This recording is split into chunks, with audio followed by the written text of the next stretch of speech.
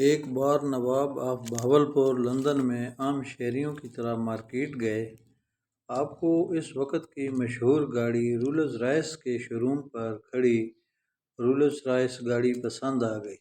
اندر گئے اور sales man سے قیمت معلوم کی تو سیلز مین نے انہیں ایک عام ایشیائی شہری سمجھ کر ان کی خاصی بے عزتی کی۔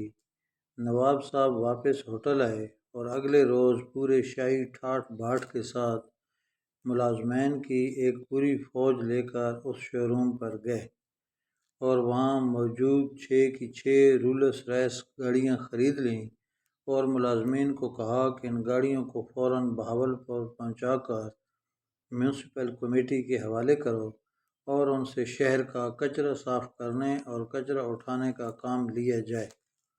اور واقعی ایسا ہی کیا گیا، یہاں تک کہ پوری دنیا کے اخبارات میں یہ بات پھیل گئی اور رولز رائس کی مارکیٹ ڈاؤن ہونے لگی۔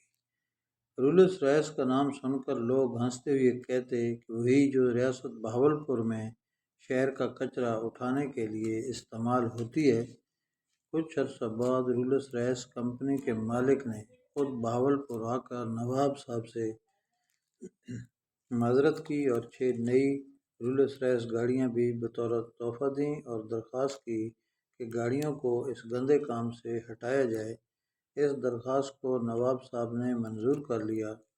ان 6 نئی گاڑیوں میں سے ایک گاڑی نواب صاحب نے قائد اعظم کو تحفہ میں دی تھی، جس کو قائد اعظم کافی عرصے تک استعمال کرتے رہے۔ دوستو، اگر یہ ویڈیو پسند آئی تو اسے لائک کریں اور پلیز میرے چینل کو سبسکرائب کریں۔ شکریہ۔